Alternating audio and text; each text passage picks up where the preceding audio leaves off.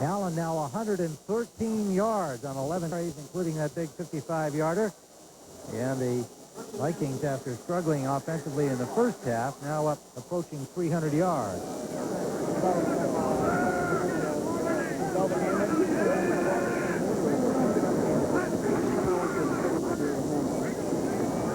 Alfred Anderson for about 4.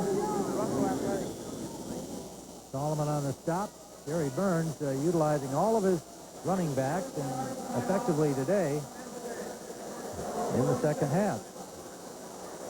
He believes firmly in using the total roster, Tim. He rotates quite a few of his ball players in there to try to keep them fresh. And Testaverde, who came into this game with a resolve to have a good day and get his club back on the winning track, simply wasn't able to do it today.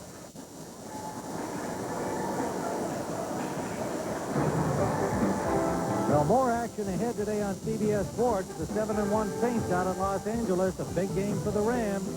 Head coach Jim Mora has really got his team playing well this year. Much respected coach, getting great defensive work as always, led by this guy, that outstanding linebacker Pat Swilling, showing his pass rushing ability on this play. And he'll be trying to get Jim Everett out there in Los Angeles later today in our doubleheader action. If they get Abear back in pretty good shape, I can see this same team going all the way to the Super Bowl. I mean, they have that kind of a defense, and offensively they're solid, and I just like them. They're one of the 4 or 5 teams in the league who can go all the way to the Super Bowl. I like them, and I think they may be due. 2nd and 8.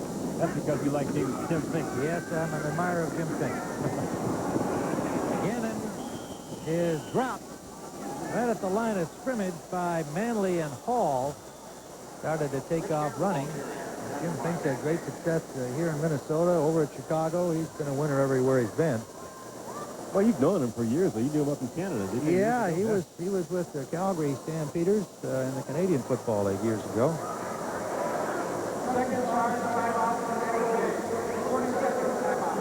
40-second timeout on 3rd down.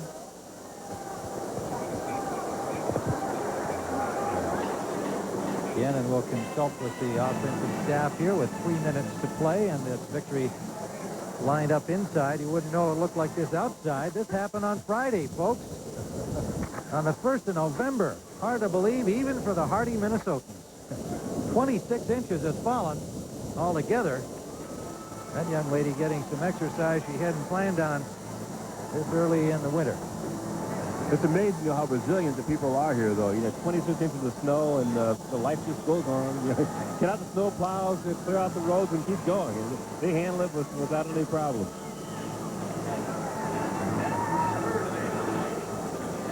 And a lot of the folks who did make it here, despite the tricky road conditions today, have taken the early way home with their team safely in the lead and headed to a 500 record.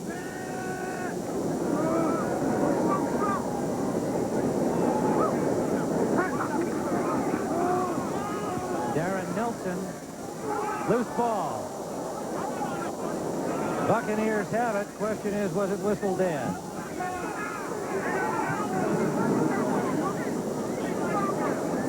Nelson came back from the San Diego Chargers to the Vikings.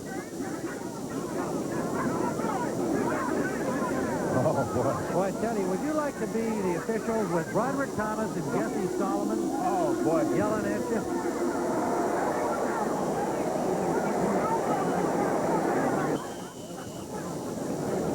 Minnesota keeps it.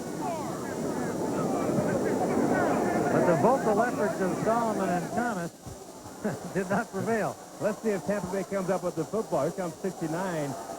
Kalis is the lead blocker. Now, the ball's out. Okay, now who recovers it? Oh, Carter. No, the Bucs got the ball. I think the fact is he was whistled, the play was whistled dead. They probably whistled it dead. With the knee down. Yeah, it was a fast whistle, but they did whistle it dead, and Minnesota retains possession.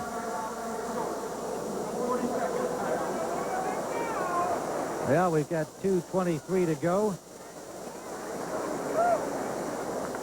Cincinnati leading 23-21 over Cleveland with 2:25 to go. That one's not over yet. No, and George Ferris is our producer here today. Would be happy to see that because he's a big Cleveland fan. It's not over yet. Cincinnati's hanging in there, though. Richard Williamson trying to keep his cool and survive this difficult season. Well, today's game, as Irv mentioned, produced by George Barris. Our director is Artie Kempner. The NFL Today was produced by Eric Mann and directed by Duke Struck. The senior producer of the NFL on CBS is Ed Gorin. Our executive producer is Ted Shaker. And the mini Vikings are back, and they know they're on the tube. That's a great look. Over on that sideline, there's a Tim Ryan who's not a happy camper at this moment. I'm having more fun than he is. Yeah, unfortunately so for the Buccaneers. Yeah, it's really frustrating, though, Tim. But again, their defense is playing winning football. They just seem to self-destruct. You can't seem to hang on to the ball, giving the ball up. It's poor field position. As Kevin Murphy is standing out now watching the club. But it has to be very frustrating when you know you're good enough to win, but then you go into a game and you self-destruct. And I don't know where you start. You go back to the X's and O's. You go back to practice, try to work harder, iron things out. It doesn't really matter because on game day, unless you keep the ball, don't turn it over, you don't make mental errors, you're going to have a difficult time winning. Fourth down for the Vikings here. And they're at the 28, so they won't be punting it. They're just trying to get this thing over with. They can get a first down and keep the ball. Allen. And Allen has the first down.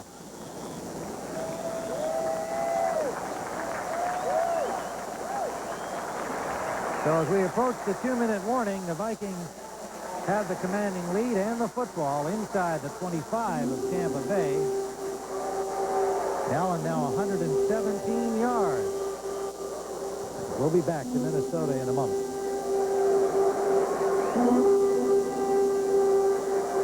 And you're looking at Terry Allen, the first-year running back out of Clemson. Spent last year on injured reserve, 117 yards, 2 touchdowns, including a 55-yarder.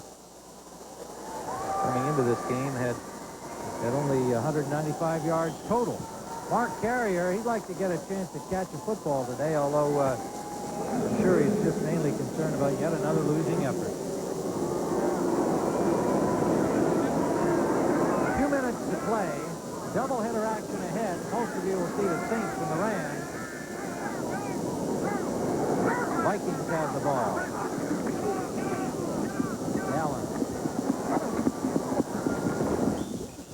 Allen gets to about the 17-yard line. Well, Greg Gumbel's going to bring us up to date on that 49er Atlanta game. Greg?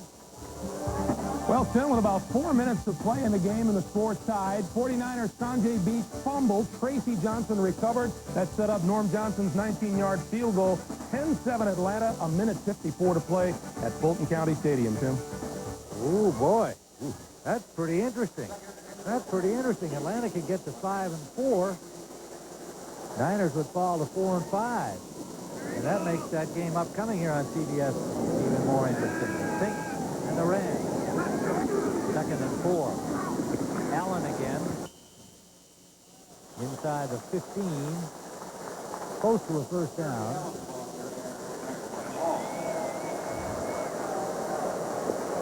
Rhett Hall and Jesse Solomon. Solomon has played a strong, solid game all day. Coming back here against his old teammate.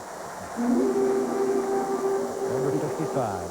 He's been the emotional leader of that Tampa Bay defense. Of course, he knows the defense well because he played it here at Minnesota for so many years. But he has so many friends here. He's a likable guy. As you said before, Tim, very animated, talks quite a bit, but does a great deal of community service work down in the Florida area as well, too. But just an outstanding football player.